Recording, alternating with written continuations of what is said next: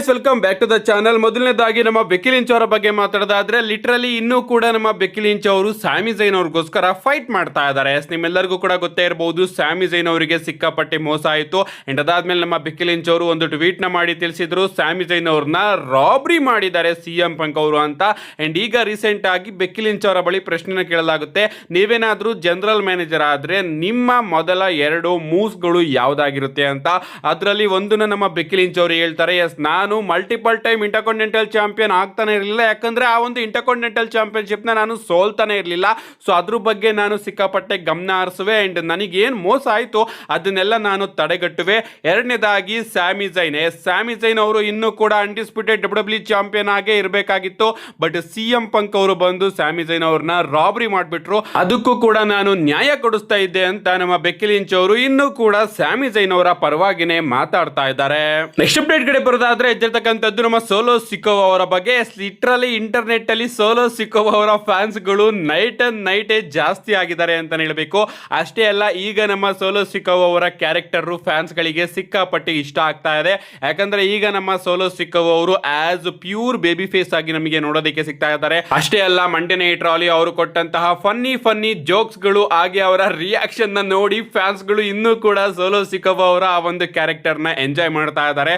ನಿಮಗೂ ಕೂಡ ಗೊತ್ತೇ ಇರಬಹುದು, ಸೋಲೋ ಸಿಕೋವಾ ಅವರ ಕ್ಯಾರೆಕ್ಟರ್ ಈಗ WWE ಕಂಪನಿಯಲ್ಲಿ ಪ್ಯೂರ್ ಬೇಬಿ ಫೇಸ್ ಆಗಿ ಫನ್ನಿ ಆಗಿ ನಮಗೆ ನೋಡೋದಕ್ಕೆ ಸಿಗ್ತಾ ಇದೆ. ಮಧ್ಯದಲ್ಲಿ ಅವರು ಜೋಕ್ಸ್ ಗಳನ್ನ ಕ್ರ್ಯಾಕ್ ಮಾಡ್ತಾ ಇರ್ತಾರೆ. ರಿಯಲ್ ಆಗಿ ನಮ್ಮ ಸೋಲೋ ಸಿಕೋವಾ ಅವರು ಇರೋದು ಕೂಡ ಅದೇ ರೀತಿ.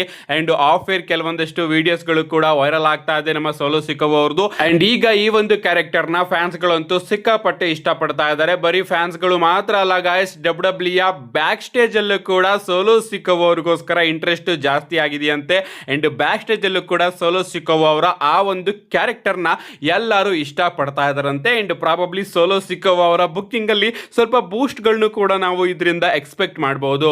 ನೆಕ್ಸ್ಟ್ ಅಪ್ಡೇಟ್ ಕಡೆ ಬರೋದಾದ್ರೆ ಇದಿರ್ತಕ್ಕಂಥದ್ದು ಸಮ್ಮರ್ ಸ್ಲಾಮ್ ನ ಟಿಕೆಟ್ ಸೇಲ್ ಬಗ್ಗೆ. ಸಮ್ಮರ್ ಸ್ಲಾಮ್ ನ ನೈಟ್ 1 ಟಿಕೆಟ್ ಸೇಲ್ಸ್ ಬಗ್ಗೆ ಅಪ್ಡೇಟ್ ಬಂದಿದೆ. ಇನ್ನು ಕೂಡ ನೈಟ್ 2 ಟಿಕೆಟ್ ಸೇಲ್ಸ್ ಬಗ್ಗೆ ಯಾವುದೇ ರೀತಿಯ ಅಪ್ಡೇಟ್ ಬಂದಿಲ್ಲ.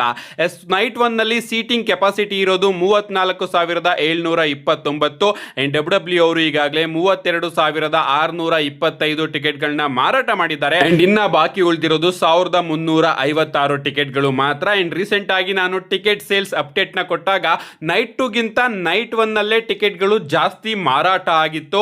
ಅಂಡ್ ಇದ್ರ ಪ್ರಕಾರ ನೋಡೋದಾದ್ರೆ ನೈಟ್ 2 ಗೆ ಇನ್ನೂ ಸ್ವಲ್ಪ ಜಾಸ್ತಿ ಟಿಕೆಟ್ ಗಳು ಮಾರಾಟ ಆಗೋದು ಬಾಕಿ ಇದೆ ಅಂತ ಅನ್ಕೋತೀನಿ. ರೇರು ತುಂಬಾನೇ ಈ ರೀತಿ ಆಗೋದು, ಯಾಕಂದ್ರೆ ನೈಟ್ 2 ನ ಎಲ್ಲರೂ ಕೂಡ ಪ್ರಿಫರ್ ಮಾಡ್ತಾರೆ. ನನ್ನ ಕಮೆಂಟ್ ಸೆಕ್ಷನ್ ಅಲ್ಲೂ ಕೂಡ ನಾನು ನೋಡ್ತಾ ಇದ್ದೆ, ನೈಟ್ 1 ಈ ಬಾರಿ ನೀವೆಲ್ಲರೂ ಕೂಡ ಪ್ರಿಫರ್ ಮಾಡ್ತಾ ಇದ್ರಿ. ಏನಿಲ್ಲ ಗಾಯ್ಸ್, ಟಿಕೆಟ್ ಬೆಲೆ ತೀರಾ ಕಮ್ಮಿ ಆಯಿತು. $25 ಇಂದ WWE ಅವರು ಈ ಬಾರಿಯ ಸಮ್ಮರ್ ಸ್ಲಾಮ್ ನ ಟಿಕೆಟ್ ಬೆಲೆನ ಪ್ರಾರಂಭ ಮಾಡಿರೋದ್ರಿಂದ ಟಿಕೆಟ್ ಗಳು ಆದಷ್ಟು ಬೇಗ ಮಾರಾಟ ಆಗ್ತಾ ಇದೆ. ನೆಕ್ಸ್ಟ್ ಅಪ್ಡೇಟ್ ಕಡೆ ಬರೋದಾದ್ರೆ ಈ ಒಂದು ಫೋಟೋನ ನೀವು ಇಲ್ಲಿ ನೋಡ್ತಾ ಇರಬಹುದು, ದೆನ್ ನೌ ಫಾರ್ ಎವರ್ ಅಂತ. ಸ್ಟೆಫನಿ ಮೆಕ್ಮೆನ್ ಅವರು WWE ಕಂಪನಿಯ ಎಲ್ಲಾ top babyface superstar ಗಳಿಗೂ ಕೂಡ ಸ್ಲ್ಯಾಪ್ ನ ಹೊಡೆದಿದ್ದಾರೆ. ಅಂದ್ರೆ ನಾನು ಯಾವ ರೀತಿ top babyface superstar ಅಂತ ಹೇಳ್ತಾ ಇದ್ದೀನಿ ಅಂದ್ರೆ, WWE ಕಂಪನಿಯ ಫೇಸ್ ನ ಯಾರು ಮಾಡಬೇಕು ಅಂತ WWE ಅವರು ಅನ್ಕೊಂಡಿರ್ತಾರೋ ಆ ಸೂಪರ್ ಸ್ಟಾರ್ಸ್ ಗಳಿಗೆಲ್ಲ ಸ್ಟೆಫನಿ ಮೆಕ್ಮೆನ್ ಅವರು ಸ್ಲ್ಯಾಪ್ ಮಾಡಿದ್ದಾರೆ.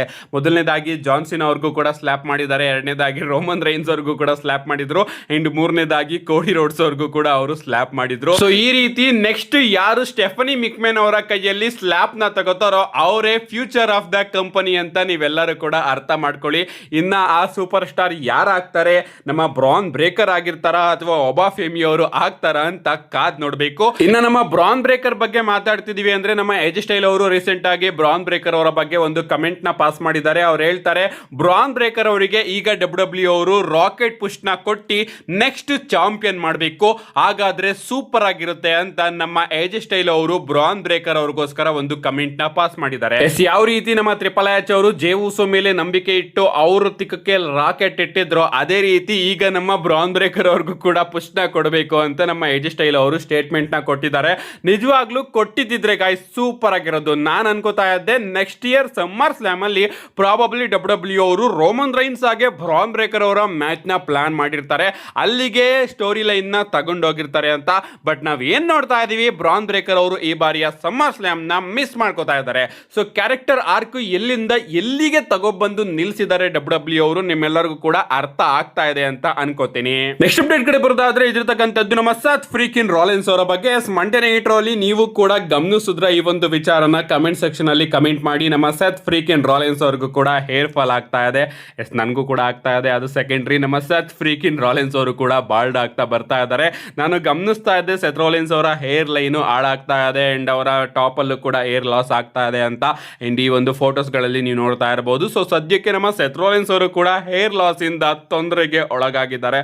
ನಿಜವಾಗ್ಲೂ ಸಿಕ್ಕಾಪಟ್ಟೆ ಬೇಜಾರಾಗುತ್ತೆ ಗುರು. ಪರ್ಸನಲಿ ಅದನ್ನ ಫೀಲ್ ಮಾಡಿದಾಗ ಇನ್ನೂ ಕೂಡ ಬೇಜಾರಾಗುತ್ತೆ. ನೆಕ್ಸ್ಟ್ ಅಪ್ಡೇಟ್ ಕಡೆ ಬರೋದಾದ್ರೆ ಇದ್ದಿರ್ತಕ್ಕಂಥದ್ದು ನಮ್ಮ ರೇ ಮಿಸ್ಟೀರಿಯೋ ಅವರ ಮಗಳಾದಂತಹ ಆಲಿಯಾ ಮಿಸ್ಟೀರಿಯೋ ಅವರ ಬಗ್ಗೆ. ನಿಮ್ಮೆಲ್ಲರಿಗೂ ಕೂಡ ಗೊತ್ತೇ ಇರಬಹುದು, ರೀಸೆಂಟ್ ಆಗಿ ಒಂದು ವಿಡಿಯೋದಲ್ಲಿ ನಾನು ನಿಮಗೆ ತಿಳಿಸಿದ್ದೆ ಆಲಿಯಾ ಮಿಸ್ಟೀರಿಯೋ ಅವರು ಕೂಡ ಡಬ್ಲ್ಯೂ ಕಂಪನಿಗೆ ಬರೋದಕ್ಕೆ ಈಗಾಗಲೇ ತಯಾರಿನ ನಡೆಸ್ತಾ ಇದ್ದಾರೆ ಅಂತ. ಅಂಡ್ ಈಗ ಅವರ ಎಂಟ್ರಿ ಪರ್ಫಾರ್ಮೆನ್ಸ್ ಸೆಂಟರ್ ಅಲ್ಲೂ ಕೂಡ ಆಗಿದೆ ಅಂತ ಹೇಳಬೇಕು. ಈ ವಾರ ಪರ್ಫಾರ್ಮೆನ್ಸ್ ಸೆಂಟ್ರಿಗೆ ನಮ್ಮ ಆಲಿಯಾ ಮಿಸ್ಟೀರಿಯೋ ಅವರು ಬಂದು ತನ್ನ ಫ್ಯೂಚರ್ ತಯಾರಿನ ಮಾಡ್ಕೋತಾ ಇದ್ದಾರೆ. ಸೊ ಆದಷ್ಟು ಬೇಗ ನಮ್ಮ ಆಲಿಯಾ ಮಿಸ್ಟೀರಿಯೋ ಅವರ ಡಬ್ಲ್ಯೂ ಡೆಬ್ಯೂ ನಮಗೆ ನೋಡೋದಕ್ಕೆ ಸಿಗಬಹುದು. ಪರ್ಫಾರ್ಮೆನ್ಸ್ ಸೆಂಟರ್ ನ ತಲುಪಿದ್ದಾರೆ ಅಂದ್ರೆ ಇನ್ನೇನು ಟ್ರೈನಿಂಗ್ ಕೂಡ ಸ್ಟಾರ್ಟ್ ಆಗಿರುತ್ತೆ. ನಮ್ಮ ನೆಕ್ಸ್ಟ್ ಅಂಡ್ ಫೈನಲ್ ಅಪ್ಡೇಟ್ ಕಡೆ ಬರೋದಾದ್ರೆ ಇದಿರ್ತಕ್ಕಂಥದ್ದು ನಮ್ಮ ಬೀಸ್ಟ್ ಬ್ರಾಕ್ ಲೆಸ್ನರ್ ಅವರ ಬಗ್ಗೆ. ನಿಮ್ಮೆಲ್ಲರಿಗೂ ಕೂಡ ಗೊತ್ತೇ ಇರಬಹುದು, ಬ್ರಾಕ್ ಲೆಸ್ನರ್ ಆಗಿ ಒಬಾಫಿಮಿ ಅವರ ನಡುವೆ LNSL ಮ್ಯಾಚ್ ನೋಡೋದಕ್ಕೆ ಸಿಗ್ತಾ ಇದೆ ಈ ಬಾರಿಯ ಸಮ್ಮರ್ ಸ್ಲಾಮ್ ಅಲ್ಲಿ. ಅಂಡ್ ಈ ಬಾರಿಯ ಸಮ್ಮರ್ ಸ್ಲಾಮ್ ಆಗ್ತಾ ಇರೋದು ನಮ್ಮ ಬ್ರಾಕ್ ಲೆಸ್ನರ್ ಅವರ ಹೋಮ್ ಗ್ರೌಂಡ್ ಮಿನಿಯಾಪೋಲಿಸ್ ಮಿನಿಸೋಟಾದಲ್ಲಿ. ಸೊ ನಮ್ಮ ಬ್ರಾಕ್ ಲೆಸ್ನರ್ ಅವರು ಏನಾದ್ರೂ ಸಮ್ಮರ್ ಸ್ಲಾಮ್ ಅಲ್ಲಿ ರಿಟೈರ್ಡ್ ಆಗ್ತಾರಾ ಅಂತ ಎಲ್ಲರಿಗೂ ಕೂಡ ಸಿಕ್ಕಾಪಟ್ಟೆ ಡೌಟ್ ಇದೆ. ಆಫ್ ಕೋರ್ಸ್ ಗಾಯ್ಸ್, ರಸಲ್ ಮೀನಿಯಾದಲ್ಲಿ ಅವರು 100% ರಿಟೈರ್ಡ್ ಆಗಿದ್ರು. ಅದಾದ್ಮೇಲೆ ಹೋಗಿ ಡಬ್ಲ್ಯೂ ಅವರು ಬ್ರಾಕ್ ಲೆಸ್ನರ್ ಅವ್ರನ್ನ ಕನ್ವಿನ್ಸ್ ಮಾಡಿ ಕರ್ಕೊಂಡು ಬರ್ತಾರೆ ಸಮ್ಮರ್ ಸ್ಲಾಮಿಗೆ. ಅದಕ್ಕೋಸ್ಕರ ಬ್ರಾಕ್ ಲೆಸ್ನರ್ ಅವರ ಮ್ಯಾಚ್ ನಮಗೆ ಸಮ್ಮರ್ ಸ್ಲಾಮ್ ಅಲ್ಲಿ ಸದ್ಯಕ್ಕೆ ನೋಡೋದಕ್ಕೆ ಸಿಗ್ತಾ ಇದೆ. ಅಂಡ್ ರಸಲ್ ಮೀನಿಯಾಗಿಂತ ಮುಂಚೆನೂ ಕೂಡ ಅಪ್ಡೇಟ್ಗಳು ಬರ್ತಾ ಇತ್ತು, ಪ್ರಾಬಬ್ಲಿ ಬ್ರಾಕ್ ಲೆಸ್ನರ್ ಅವರು ನೆಕ್ಸ್ಟ್ ಇಯರ್ ಸಮ್ಮರ್ ಸ್ಲಾಮ್ ಅಲ್ಲಿ ರಿಟೈರ್ಡ್ ಆಗ್ಬೋದು ಅಂತ. ಯಾಕಂದ್ರೆ ನೆಕ್ಸ್ಟ್ ಇಯರ್ ಸಮ್ಮರ್ ಸ್ಲಾಮು ಬ್ರಾಕ್ ಲೆಸ್ನರ್ ಅವರ ಹೋಮ್ ಗ್ರೌಂಡ್ ಅಲ್ಲಿ ಆಗ್ತಾ ಇರೋದು. ಅಂಡ್ ಅಲ್ಲಿ ಡಬ್ಲ್ಯೂ ಅವರು ಬ್ರಾಕ್ ಲೆಸ್ನರ್ ಆಗಿ ಗಂತರ್ ಅವರ ಮ್ಯಾಚ್ ನ ಪ್ಲಾನ್ ಮಾಡಬಹುದು. ಅಂಡ್ ಅಲ್ಲಿ ನಮ್ಮ ಬ್ರಾಕ್ ಲೆಸ್ನರ್ ಅವರು ರಿಟೈರ್ಡ್ ಆಗಬಹುದು ಅಂತ ಅಪ್ಡೇಟ್ಗಳು ಬರ್ತಾ ಇತ್ತು. ಬಟ್ ಅದಕ್ಕಿಂತ ಮುಂಚೆ ರಸಲ್ ಮೀನಿಯಾದಲ್ಲಿ ನಮ್ಮ ಬ್ರಾಕ್ ಲೆಸ್ನರ್ ಅವರು ಕಂಪನಿನ ಬಿಟ್ಟು ಹೋಗಿದ್ರು. ಬಟ್ ಡಬ್ಲ್ಯೂ ಅವರು ಮತ್ತೊಮ್ಮೆ ಬ್ರಾಕ್ ಲೆಸ್ನರ್ ಅವ್ರನ್ನ ಕರ್ಕೊಂಡು ಬಂದ್ರು. ಅಂಡ್ ಈಗ ಪ್ರಾಬಬ್ಲಿ ಬ್ರಾಕ್ ಲೆಸ್ನರ್ ಅವರು ಸಮ್ಮರ್ ಸ್ಲಾಮ್ ಅಲ್ಲಿ ರಿಟೈರ್ಡ್ ಆಗಬಹುದು ಅಂತ ಅನ್ನಿಸ್ತಾ ಇದೆ. ಯಾಕಂದ್ರೆ ರೀಸೆಂಟ್ ಆಗಿ ಡಬ್ಲ್ಯೂ ಅವರು ಬ್ರಾಕ್ ಲೆಸ್ನರ್ ಅವರ ಲೆಜೆಂಡರಿ ಚಾಂಪಿಯನ್ಶಿಪ್ ನ ಲಾಂಚ್ ಮಾಡಿದ್ದಾರೆ ತನ್ನ ಡಬ್ಲ್ಯೂ ಶಾಪ್ ಅಲ್ಲಿ. ನೀವು ಇಲ್ಲಿ ನೋಡ್ತಾ ಇರಬಹುದು, ಈ ಒಂದು ಚಾಂಪಿಯನ್ಶಿಪ್ ಗಳನ್ನ ಯಾವಾಗ ಲಾಂಚ್ ಮಾಡ್ತಾರೆ ಅಂದ್ರೆ ಸೂಪರ್ ಸ್ಟಾರ್ ರಿಟೈರ್ಡ್ ಆದ್ಮೇಲೆ ಲಾಂಚ್ ಮಾಡ್ತಾರೆ. ಬಟ್ ಬ್ರಾಕ್ ಲೆಸ್ನರ್ ಅವರು ಇನ್ನೂ ಕೂಡ ರಿಟೈರ್ಡ್ ಆಗಿಲ್ಲ. ಆದ್ರೂ ಕೂಡ ಡಬ್ಲ್ಯೂ ಅವರು ಬ್ರಾಕ್ ಲೆಸ್ನರ್ ಅವರ ಲೆಜೆಂಡರಿ ಚಾಂಪಿಯನ್ಶಿಪ್ ನ ಲಾಂಚ್ ಮಾಡಿದ್ದಾರೆ. ಸೊ ಇದ್ರ ಮುಖಾಂತರ ಏನಾದ್ರೂ ಅವರು ಟೀಸ್ ಮಾಡ್ತಾ ಇದಾರಾ? ಯಾಕಂದ್ರೆ ಬ್ರಾಕ್ ಲೆಸ್ನರ್ ಅವರ ಮೇಲೆ ನಂಬಿಕೆ ಅಂತೂ ಇಲ್ಲ. ರಸಲ್ ಮೀನಿಯಾದಲ್ಲಿ ಯಾವ ರೀತಿ ಆಂಗಲ್ ನ ನಮ್ಮ ಬ್ರಾಕ್ ಲೆಸ್ನರ್ ಅವರು ಮಾಡಿದ್ರು ಅದೇ ರೀತಿ ಆಂಗಲ್ ನ ಸಮ್ಮರ್ ಸ್ಲಾಮ್ ಅಲ್ಲೂ ಕೂಡ ಅವರು ಮಾಡೋ ಚಾನ್ಸಸ್ ಇದೆ. ಸೊ ಈ ಒಂದು ಅವಕಾಶನ ಬಳಸ್ಕೊಳ್ಳೋದಕ್ಕೋಸ್ಕರ ಡಬ್ಲ್ಯೂ ಅವರು ಈ ರೀತಿ ಮಾರ್ಕೆಟಿಂಗ್ ನ ಮಾಡ್ತಾ ಇರಬಹುದು. ನನ್ನ ಪ್ರಕಾರ ಗೈಸ್ ಚಾನ್ಸಸ್ ಇದೆ, ಚಾನ್ಸಸ್ ಇಲ್ಲ ಅಂತ ಹೇಳ್ತಾ ಇಲ್ಲ. ಬ್ರಾಕ್ ಲೆಸ್ನರ್ ಅವರು ಕೂಡ ಸಮ್ಮರ್ ಸ್ಲಾಮ್ ಅಲ್ಲಿ ರಿಟೈರ್ಡ್ ಆಗಬಹುದು. ಬಟ್ ಐ ಥಿಂಕ್ 70-30 ಚಾನ್ಸ್ ಇದೆ ಅಂತ ಅನ್ಕೋತೀನಿ. 70% ಅವರು ರಿಟೈರ್ಡ್ ಆಗೋದಿಲ್ಲ, ಇನ್ನ 30% ಅವರು ರಿಟೈರ್ಡ್ ಆಗ್ತಾರೆ ಅಂತ ಅನ್ಸುತ್ತೆ. ಯಾಕೆ 70% ಆಗೋದಿಲ್ಲ ಅಂತ ಅನ್ಸುತ್ತೆ ಅಂದ್ರೆ ನೆಕ್ಸ್ಟ್ ಇಯರ್ ರಸಲ್ ಮೀನಿಯಾ, ಅದೊಂದೇ main reason. Next year WrestleMania ಏನಾದ್ರೂ ಸೌದಿ ಅರೇಬಿಯಾದಲ್ಲಿ ಆಗ್ತಾ ಇರಲಿಲ್ಲ ಅಂತಿದ್ರೆ ನಾನು ಕೂಡ 100% ಬ್ರಾಕ್ ಲೆಸ್ನರ್ ಅವರು ಸಮ್ಮರ್ ಸ್ಲಾಮ್ ಅಲ್ಲೇ ರಿಟೈರ್ಡ್ ಆಗ್ತಾರೆ ಅಂತ ಅನ್ನುವೆ. But next year WrestleMania Saudi ಅರೇಬಿಯಾದಲ್ಲಿ ಆಗ್ತಿರೋ ಕಾರಣ ಬ್ರಾಕ್ ಲೆಸ್ನರ್ ಅವರಿಗೆ ಅವರು ಎಷ್ಟು ಬೇಕಾದ್ರೂ ದುಡ್ಡನ್ನ ಕೊಡೋದಕ್ಕೆ ರೆಡಿ ಆಗಿರ್ತಾರೆ. ಅಂಡ್ ಅಲ್ಲಿಗೆ ಬ್ರಾಕ್ ಲೆಸ್ನರ್ ಅವರು ಬರ್ತಾರೆ ಅಂತ ಫೀಲ್ ಬರ್ತಾ ಇದೆ.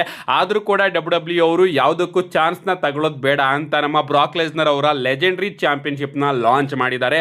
ಯಾರಿಗ್ ಗೊತ್ತು, ಸಮ್ಮರ್ ಸ್ಲಾಮ್ ಮುಗಿದ್ಮೇಲೆ ನಮ್ಮ ಬ್ರಾಕ್ ಲೆಸ್ನರ್ ಅವರು ಒಂದು ಲಾಂಗ್ ಲೀವ್ ನ ತಗೊಳ್ಬಹುದು. ಅಂಡ್ ಅದಾದ್ಮೇಲೆ ಅವರು ನೆಕ್ಸ್ಟ್ ಇಯರ್ ನಮಗೆ ನೋಡೋದಕ್ಕೆ ಸಿಗಬಹುದು. ಸದ್ಯಕ್ಕೆ ಎಲ್ಲರೂ ಕೂಡ ಫಿಂಗರ್ ಕ್ರಾಸ್ ಮಾಡಿ ಇಟ್ಕೊಳ್ಳಿ, ಬ್ರಾಕ್ ಲೆಸ್ನರ್ ಅವರು ರಿಟೈರ್ಡ್ ಆಗಬಾರ್ದು ಅಂತ. ಡಬ್ಲ್ಯೂ ಅವರು ಕೂಡ ಒಂದು ಬಾರಿನೂ ಕೂಡ ಮೆನ್ಷನ್ ಮಾಡಿಲ್ಲ ಬ್ರಾಕ್ ಲೆಸ್ನರ್ ಅವರ ರಿಟೈರ್ಮೆಂಟ್ ಮ್ಯಾಚು ಅಂತ. ಆದ್ರೂ ಕೂಡ ಬ್ರಾಕ್ ಲೆಸ್ನರ್ ಅವರೇ ಅವರು ತನ್ನ ಮಾತನ್ನ ಮಾತ್ರ ಕೇಳೋದು. ಅದಕ್ಕೋಸ್ಕರ ನಾವೆಲ್ಲ ಬೇಡ್ಕೋಬೇಕು ಬ್ರಾಕ್ ಲೆಸ್ನರ್ ಅವರು ಸಮ್ಮರ್ ಸ್ಲಾಮ್ ಅಲ್ಲಿ ರಿಟೈರ್ಡ್ ಆಗಬಾರ್ದು ಅಂತ. ಅವರೇನಾದ್ರೂ ಸಮ್ಮರ್ ಸ್ಲಾಮ್ ಅಲ್ಲಿ ರಿಟೈರ್ಡ್ ಆದ್ರೆ ಕಳೆದ ಮಂಡೇ ನೈಟ್ ರಾನೇ ನಮ್ಮ ಬ್ರಾಕ್ ಲೆಸ್ನರ್ ಅವರ ಫೈನಲ್ ಮಂಡೇ ನೈಟ್ ರಾ ಆಗುತ್ತೆ. ನಿಮ್ಮ ಪ್ರಕಾರ ಏನ್ ಅನ್ಸುತ್ತೆ ನಿಮಗೆ? ನಿಮ್ಮ ಅನಿಸಿಕೆನ ಕಮೆಂಟ್ ಮಾಡಿ ಅಂತ ಹೇಳ್ತಾ, see you guys in my next video.